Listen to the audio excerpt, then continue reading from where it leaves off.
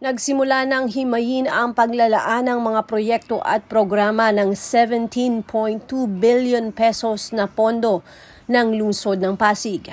Sa unang araw ng budget deliberations, inilatag at masusing pinag-usapan ang mga proyekto ng mga departamento kasama ang City Budget Office, City Planning and Development Office, ang Accounting Office at Treasurer's Office.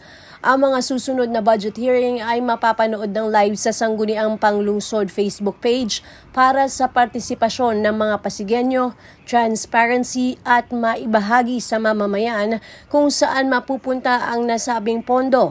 Ayon sa Committee Chair ng Appropriations, Ways and Means na si Councilor Maro Martires. October 16 ang day 1 ng budget deliberations for 2024. This will last for at least 3 weeks. Na kung saan hihimayin po ng City Council ang proposed executive budget na nagkakahalaga ng 17.2 billion pesos. Matatandaan na nung July, nag-adopt po tayo ng AIP resolution na kung saan around or almost 21 billion yung ating naaprubahan. So ngayon, ito pong paparating na linggo, kung may oras po tayo, pwede po nating mapanood sa Sangguniang Panglungsod page ang live at pagkakahimay-himay per department, per sector, per office, kung magkano at ano yung mga ina-expect po natin na mababudgetan ngayong paparating na taon.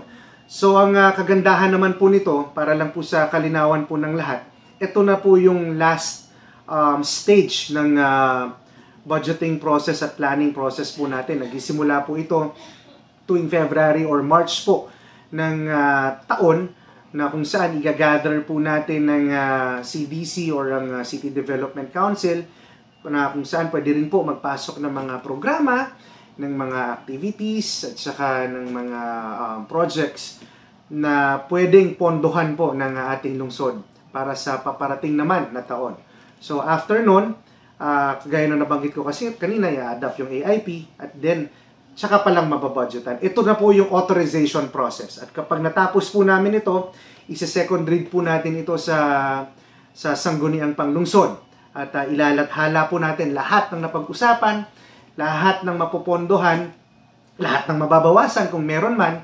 Pero sa ngayon, looking at it po again at a glance, ang makikita po natin pa rin is yung proyekto sa Universal Healthcare. At nandirito rin po ang mga programa at proyekto rin po sa pabahay ng atin pong Mayor Vico Sotto. So, tunghayan lang rin po natin kung may oras, pero from time to time, we'll keep in touch po. Salamat sa iNews at meron po tayong ganitong klaseng coverage. Again, this is the first day or the day 1 of the 17.2 billion pesos authorization of the executive budget from the 11th Sangguniang. Ako si Luan Peñano para sa latest ng iNews Pasig.